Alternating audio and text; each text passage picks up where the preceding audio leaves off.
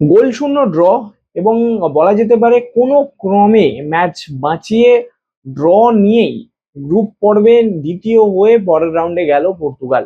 এবং অবশ্যই ক্রিস্টিয়ানো রোনাল্ডোদের এই পারফরমেন্সের পর ফের একবার সমালোচিত হচ্ছে পর্তুগাল দল, এবং হওয়াটাই স্বাভাবিক। যে ধরনের ফুটবল তারা কলম্বিয়ার বিরুদ্ধে খেলেছে, সেখান থেকে কিন্তু বলাই যায় যে পরবর্তী রাউন্ডে যখন আরো কঠিন প্রতিপক্ষ পড়বে, সেই কঠিন প্রতিপক্ষের সামনে পর্তুগাল কিভাবে ঘুরে দাঁড়াবে সেটা অন্তত কলম্বিয়ার ম্যাচ দেখার পর খুবই কঠিন বলা বা প্রেডিক্ট করা। অবশ্যই এই ম্যাচ ড্র হয়েছে, দুই দলই কিন্তু গোল পায়নি, কিন্তু তারপরেও যেই ফুটবলটা দুই দল খেলেছে সেখান থেকেই কিন্তু আকাশ পাতাল পার্থক্য হয়ে দাঁড়িয়েছে। কলম্বিয়া যে ফুটবলটা খেলেছে সেটা কিন্তু বেশ কয়েক গুণ এগিয়ে তারকা খচিত, বলা যেতে পারে তারকা সমৃদ্ধ পর্তুগাল দলের থেকে। অবশ্যই বিপক্ষ দলে ক্রিস্টিয়ানো রোনাল্ডো, ব্রুনো ফার্নান্ডেজ, ভিতিনিয়ার মতো একদম বলা যেতে পারে তারকা খচিত এবং সদ্য প্রিমিয়ার লিগ জেতা ফুটবলার রয়েছে।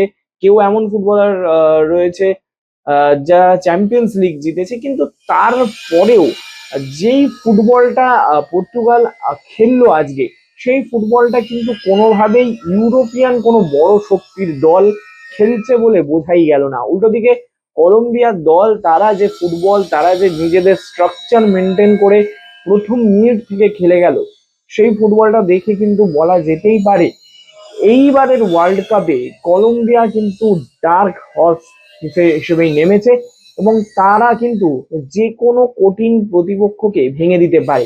ম্যাচ নিয়ে বলতে গেলে আমরা সবাই জানি যে ম্যাচ ড্র হয়েছে, কিন্তু তারপরেও কলম্বিয়া কিন্তু এমন অনেকগুলো সুযোগ পেয়ে গেছিল, যেই সুযোগগুলোকে কাজে লাগালে তারা কিন্তু এই ম্যাচ জিতে নিতে পারতো। এবং শুধু জেতা বলাটা ভুল হবে, আহ একজন ফুটবলার, সেটা হচ্ছে পর্তুগালের গোলকিপার। সেই পর্তুগালের গোলকিপার দিয়াগো কোস্টা যদি না থাকতো তাহলে কিন্তু, এবং অবশ্যই কলম্বিয়ার যদি অ্যাটাক আক্রমণের ভাগটা আরো ভালো ফিনিশিং করতে পারতো, তাহলে কিন্তু অনায়াসেই এই ম্যাচটা 3-4 গোলে জিতে নিতে পারতো কলম্বিয়া। অন্যদিকে পর্তুগাল খুব বেশি সুযোগ পেয়েছে এমন নয়, খুব যে ক্লিনিক্যাল চান্স পেয়েছে, যেই চান্সগুলো তারা মিস করেছে এমন নয়। তবে হ্যাঁ, অবশ্যই হতাশাজনক ফুটবল খেলেছে। আক্রমণ ভাগে যে ফুটবলটা তৈরি করার, যে গেমটা তৈরি করার, সেটা কিন্তু পারেনি। এই ম্যাচ নিয়ে আমরা কথা বলবো 5টা পয়েন্টে। অবশ্যই এই 5 পয়েন্টের মধ্যে 3টে পয়েন্ট আমরা এমন কথা বলবো যে 3টে পয়েন্টে পর্তুগাল এই ম্যাচের পর নিজেদের কি আত্মোপলব্ধি করতে পারবে, অর্থাৎ কি কি দিক তাদের স্ট্রং রয়েছে এবং কোন কোন দিকে তাদের এখনো কাজ করা বাকি, সেই জিনিস নিয়ে আমরা কথা বলবো। প্রথম পয়েন্টেই কিন্তু আমরা একদম বলবো, এই ম্যাচে যে লেভেলের গোলকিপিংটা দিয়াগো কস্টা করেছে, সেই গোলকিপিং লেভেল কিন্তু ম্যাচ করা যে কোনো গোলকিপারের কাছে কঠিন। বিপক্ষ দল কলম্বিয়ার মতো শক্তিশালী একটা দল, এবং মুহুর্মুহু অ্যাটাক, 31টা শট কি 32টা শট তারা নিয়েছে। বেশ কয়েকগুলি শট অন টার্গেট, এবং বেশ অনেকগুলো শট বলা যেতে পারে গোলকিপার মানে বিট করে দেওয়ার মতো কিছু অনেকগুলো শট নিয়েছিল। কিন্তু ডিয়াগো কস্তা, তিনি কিন্তু নিজের হাতের নৈপুণ্য দেখালো, এবং তিনি কিন্তু যথারীতি এই গোলগুলো, বলা যেতে পারে যেই বলগুলো গোল হতে পারতো সেইগুলোকে সেভ করলো, এবং বলা যেতে পারে একা নায়ক হয়েছেন তিনি। গোল বারের নিচে দাঁড়িয়ে কিন্তু পর্তুগালকে এই ম্যাচটা একটা লজ্জার হার থেকে তিনি বাঁচিয়েছেন। এবং দিয়াগো কস্টার এই অতি মানবীয় পারফরমেন্স, যতদূর সম্ভব 7 থেকে 8টা তিনি সেভ করেছে ম্যাচে, এবং তিনি ম্যান অফ দ্য ম্যাচও হয়েছেন। এবং অবশ্যই ম্যান অফ দ্য ম্যাচ হওয়ার মতোই কিন্তু পারফরমেন্স ছিল, কারণ আমরা দেখতে হবে অন্যদিকে জেমস রদ্রিগেজ তিনি রয়েছেন, লুইস ডিয়াজের মতো ফুটবলার রয়েছেন। অবশ্যই তারা কিন্তু তাদের গেম প্ল্যানটাকে বজায় রেখে খেলেছে, এবং যেভাবে পর্তুগাল ম্যাচটা খেলছিল, সেখান থেকে বলা যেতেই পারে যে দিয়াগো কোস্টা না থাকলে, বা দিয়াগো কোস্টার এই পারফরমেন্সটা না হলে হয়তো পর্তুগালকে লজ্জার হার হারতে হতো। তবে হ্যাঁ, শুধু দিয়াগো কোস্টার কথা বললেই হবে না। সেকেন্ড পয়েন্টে সেই কারণেই কথা বলবো, রক্ষণ ভাগের দৃঢ়তা, এবং সেখানে দুটো ফুটবলারের নাম কিন্তু অবশ্যই আসবে। প্রথমেই কিন্তু নাম আসবে রুবেন নেভেজের। রুবেন নেভেজ তিনি কিন্তু মাঠের ফুটবলার হলেও, তিনি যেভাবে যখন দেখছে পর্তুগাল সেভাবে অ্যাটাক তৈরি করতে পারছে না, তখন কিন্তু তিনি ডিফেন্সের জন্য একেবারে অ্যাজ আ ডিফেন্ডার খেলা শুরু করে দিয়েছিলেন। মাঠ কিন্তু তিনি মাঠে ছিলেন না। মাঠে তখন একমাত্র একা ভিতিনিয়া এবং ব্রুনো ফার্নান্ডেজ ছিলেন। এবং এই যে রুবেন নেভেস এতটা নিচে নেমে খেলেছে, তার ফলে কিন্তু গোল লাইন কিছু সেভও তিনি করেছেন এবং ডিফেন্স কিন্তু যথারীতি দুর্দান্ত খেলেছে রুবেন নেভেস। ডিফেন্সে তিনি যতক্ষণ ছিলেন ততক্ষণ কিন্তু অ্যাজ আ এক্সট্রা একজন ডিফেন্ডার হিসেবে খেলেছে। এবং রুবেন নেভেসের পাশাপাশি কিন্তু রুবেন ডিয়াজেরও কথা বলতে হবে। রুবেন ডিয়াজও কিন্তু একটা গোল লাইন সেভ করেছে এবং সেই সেভ থেকে বলা যেতেই পারে এই দুটো সেভ, যেখানে গোলকিপারও কোথাও গিয়ে বিট হয়ে গিয়েছিল। তারপরে এই দুজন ফুটবলার তারা কিন্তু তাদের ডিউটিটা কিন্তু করে দিয়ে গেছে এবং বলা যেতেই পারে এর ফলেই কিন্তু গোল কনসিড করতে হয়নি।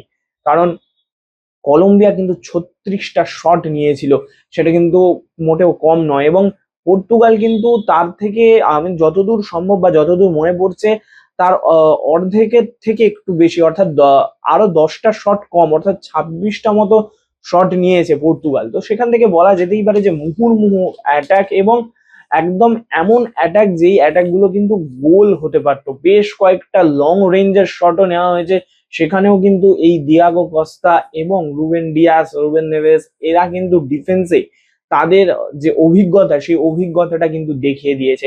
এবং যেটা এই পয়েন্টটা না বললেই নয় যে এই পারফরমেন্সের ফলে তারা কিন্তু একটা পয়েন্ট পেয়েছে এবং সেই এক পয়েন্ট পেয়েই কিন্তু তারা পরবর্তী রাউন্ড অর্থাৎ রাউন্ড অফ 32-তে তারা যাচ্ছে।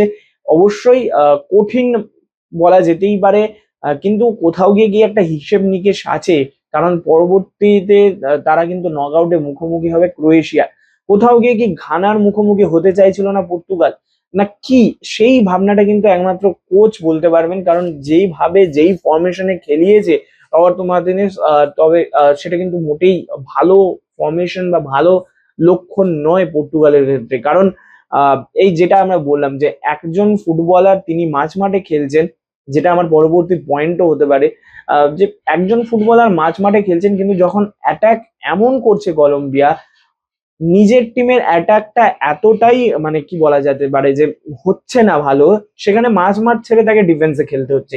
সেটা গিয়ে কিন্তু কোথাও প্রবলেমের কারণ হচ্ছে এবং যখনই মাঠ থেকে ফুটবলার চলে যাচ্ছে সেখানে কিন্তু একটা গ্যাপ তৈরি হয়েছে এবং সেই গ্যাপটা ফিল করার মতো কিন্তু কোনো ফুটবলার সেই মুহূর্তে মাঠে ছিল না পর্তুগালের। এবং ভিতিনিয়া এবং ব্রুনো ফার্নান্ডেস তাদের পারফরমেন্সও কিন্তু খুব ভালো নয়। অবশ্যই ভিতিনিয়া তিনি নাম্বার 8-এর ভূমিকাটা পালন করে থাকেন, মোটামুটি নাম্বার 8 টু নাম্বার 6 কনভার্ট হন, কিন্তু তারপরেও যে ফাইনাল পাস তিনি ক্লাবের হয়ে বাড়ান সেরকম কোনো ফাইনাল পাস কিন্তু তিনি বাড়াতে পারেননি, বা যে গেমের টেম্পোটা ধরে রাখা সেই টেম্পোটাও কিন্তু ধরে রাখতে পারেনি। অবশ্যই এখন বলা যেতে পারে ম্যাচ ড্র হয়েছে, গ্রুপের রানার্স আপ হয়ে পরের রাউন্ডে যাচ্ছে, সেটার পেছনে কি কোনো রকম প্ল্যানিং আছে আমরা জানি না। রবার্তো মার্টিনেজ যদি এটাকে কোনো প্ল্যানিং হিসেবে ধরে রাখে যে আমরা ঘানার মুখোমুখি হব না বা কোয়ার্টার ফাইনালে আর্জেন্টিনা বা অন্য কোনো আর্জেন্টিনাই সম্ভবত আসতে পারে সেই দলের মুখোমুখি হব না, সেই ভাবনা নিয়ে যদি থাকে তাহলে মানে কিছু বলার নেই, সেটা কোচের একান্ত ভাবনা। তবে এই যে সেকেন্ড হয়ে পরবর্তী রাউন্ডে যাওয়া, এটার ফলে কিন্তু বেশ কঠিন কয়েকটা ম্যাচ আছে। সেখানে ইংল্যান্ডের মুখোমুখি হতে পারে, বেলজিয়ামের মুখোমুখি হতে পারে, বা কখনো স্পেন বা ফ্রান্সের মুখোমুখিও হতে পারে। তো সেখানে পরবর্তী টাইমে কি প্ল্যানিং আছে সেটা নিয়ে কিন্তু ভাবতে হবে। এবং এরপরে দুটো জায়গা নিয়ে কথা বলবো এবং একবারেই দুটো জায়গা নিয়ে কথা বলার আগে আমি একটা পয়েন্ট অবশ্যই কভার করেছি, সেটা হচ্ছে মাঠ থেকে নিয়ন্ত্রণ যেটা চলে গেছিল। মাঠ থেকে নিয়ন্ত্রণ চলে যাওয়া এবং গেমের টেম্পোটা ধরে রাখতে না পারা, সেটা কিন্তু একটা বড় ফ্যাক্টর হয়েছে। এবং এর ফলে যে পয়েন্টটা আমি এখন বলবো সেই পয়েন্টটা হয়েছে যে আক্রমণটাই তৈরি হয়নি। জোয়া ফেলিক্স এবং অবশ্যই আরেকজনের নাম বলতেই হয়, যেই ফুটবলারের কিন্তু কাঁধে সব থেকে বেশি দায়িত্ব এই মুহূর্তে রয়েছে পর্তুগালের অ্যাটাক তৈরি করার, সেটা হচ্ছে ব্রুনো ফার্নান্ডেস। এই দুজন ফুটবলার এত এই দিন কলম্বিয়ার ডিফেন্সের বিরুদ্ধে বা কলম্বিয়ার মাঠের বিরুদ্ধে কিন্তু একেবারেই জ্বলে উঠতে পারে। ব্রুনো ফার্নান্ডেস যে গেমটা উজবেকিস্তানের এগেনস্টে খেলেছিল সেই গেমের 50%ও কিন্তু এই গেমে পাওয়া যায়নি তাকে। জোয়া ফেলিক্স তিনি চেষ্টা করেছেন ঠিকই, এবং জোয়া ফেলিক্সকে খেলানোর একটা কারণও রয়েছে যে যেহেতু লুইস ডিয়াজের মতো ফুটবলার রয়েছে, ডিফেন্সে এক্সট্রা ম্যান পাওয়ার জন্য কিন্তু এমন একজন ফুটবলার যিনি কিন্তু ডিফেন্সেও সাহায্য করে, তো সেই কারণে জোয়া ফেলিক্সকে ব্যবহার করা।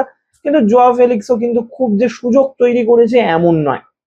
আক্রমণ ভাগে আরো সমস্যা, ক্রিস্টিয়ানো রোনাল্ডোর কথাও বলতে হবে। দুটো এমন সুযোগ তৈরি হয়েছিল যে সুযোগ থেকে গোল করা যেত, অবশ্যই সেই দুটো সুযোগেই কিন্তু অফসাইডে ছিলেন তিনি, কিন্তু সেই দুটো বল অন্তত অন টার্গেটও রাখতে পারেননি তিনি। এটা কিন্তু কোথাও গিয়ে একটা সমস্যা। এখনো কোথাও গিয়ে কিন্তু একটা রোনাল্ডো নির্ভর ফুটবল কিন্তু খেলছে পর্তুগাল দল, যেখানে রোনাল্ডো গোল না পেলে পুরো টিমের মধ্যে অন্য কারোর গোল পাওয়ার যে প্রবণতা বা গোল করার যে প্রবণতা, সেটা কিন্তু এখনো পর্যন্ত পাওয়া যায়নি। এবং ফাইনাল থার্ডে গিয়ে এই যে সুযোগ তৈরি করতে না পারা, বা ফাইনাল থার্ডে ফাইনাল পাসটা কাকে দেওয়া, সেই সব কিছু নিয়ে কিন্তু বেশ সমস্যায় রয়েছে পর্তুগাল দল, এবং এই দিক গুলো মোটামুটি কভার করতে হবে। অবশ্যই রবার্তো মার্টিনেজকে ভাবতে হবে তার কি গেম প্ল্যান, তার কি ফরমেশন, কারণ এই টিম নিয়ে, এরকম একটা তারকা খচিত টিম নিয়েও যদি মাঝ এবং ডিফেন্সে এত গ্যাপ রয়ে গেছে, যেখান থেকে কলম্বিয়ার মতো দল, আমরা ধরে নিচ্ছি যে কলম্বিয়ার মতো একটা দল যদি এত আক্রমণ করতে পারে, আমি মানে গ্যারেন্টি দিয়ে বলতে পারি যে এই গেম প্ল্যান যদি ধরে রাখে রবার্টো মার্টিনেজ, সেক্ষেত্রে কিন্তু ফ্রান্স, ইংল্যান্ড, স্পেন তারা কিন্তু ছিঁড়ে খাবে। এবং সেটা কিন্তু কোথাও গিয়ে একদম ভাবার সময় চলে এসছে। আর কিন্তু এই জিনিসটা বা এই ধরনের ফরমেশনে যদি গেম খেলায় রবার্টো মার্টিনেজ, তাহলে কিন্তু বলা যেতেই পারে পর্তুগালের বিশ্বকাপ জয়ের যে স্বপ্ন, সেই স্বপ্নটা এই বছরও স্বপ্ন হয়েই থেকে যাবে অবশ্যই। তবে আরো জিনিস যেগুলো কাজ করতে হবে, সেখানে কিন্তু রোনাল্ডো নির্ভর ফুটবলটাও কিন্তু কম খেলাতে হবে। রোনাল্ডোকে প্রত্যেক ম্যাচে 90 মিনিট বা পুরো ম্যাচ খেলানোর যৌক্তিকতা, সেটা কিন্তু এখনো ভেবে দেখার সময় আছে। অবশ্যই রোনাল্ডো একজন স্টার ফুটবলার, তাকে পর্তুগালের জার্সিতে সবাই, সমস্ত দেশ, পুরো বিশ্ব দেখতে চায়, কিন্তু তারপরেও কোথাও গিয়ে রোনাল্ডো নির্ভর ফুটবলটা এত পরিমাণ খেলা হয়ে যাচ্ছে, যেখানে রবার্টো মার্টিনেজের মাথায় হয়তো কোথাও ঢুকে গেছে এই ভাবনাটা যে রোনাল্ডোকে আমি যদি 90 মিনিট বা পুরো ম্যাচ খেলাই, তাহলে আমার চাকরিটা থাকবে, না হলে আমার চাকরিটা চলে যাবে। এই ভাবনা থেকে কোচকে বেরাতে হবে। রোনাল্ডোকে অবশ্যই ব্যবহার করতে হবে, কিন্তু রোনাল্ডোকে ঠিক কতক্ষণ, কোন ম্যাচে কতক্ষণ ব্যবহার করতে হবে, সেই ডিসিশনটা কিন্তু এবার নিতে হবে রবার্টো মার্টিনেজকে। এবং নিজে অবশ্যই তার আগে কিন্তু নিজের ফরমেশন নিয়ে কাজ করতে হবে, কারণ রোনাল্ডোর একার দোষ নয়, বা কোনো নির্দিষ্ট কোনো একটা ফুটবলারের দোষ নয় কিন্তু ম্যাচ থেকে পয়েন্ট নষ্ট করা। দোষ হচ্ছে একটা টিমগতভাবে, দলগতভাবে যে খেলার প্রবণতা, সেটা কিন্তু পর্তুগাল দলের নেই।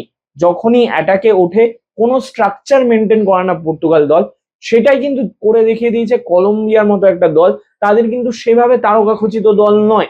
অবশ্যই 2-3 জন ফুটবলার আছে যারা কিন্তু বড় ক্লাবের বা হয়ে খেলে, কিন্তু তারপরেও তারা যে স্ট্রাকচারটা মেনটেন করছে, সেই স্ট্রাকচারটা কিন্তু পর্তুগাল যখন অ্যাটাকে ওঠে সেটা মেনটেন করে না, বরং তারা যখন অ্যাটাকে ওঠে যে যার মতো অ্যাটাকে ওঠে। এবং এটাই কিন্তু সব থেকে বড় সমস্যা। দলগতভাবে খেলতে হবে পুরো দলকে, রোনাল্ডো নির্ভর ফুটবল থেকে কিছুটা হলেও সরে আসতে হবে, এবং কি গেম প্ল্যান সেটা কিন্তু ঠিক করতে হবে রবার্টো মার্টিনেজকে, না হলে কিন্তু এইবারের ফুটবল বিশ্বকাপের স্বপ্ন অধরাই থেকে যাবে পর্তুগালের জন্য। আমি সায়ন, রে স্পোর্টস।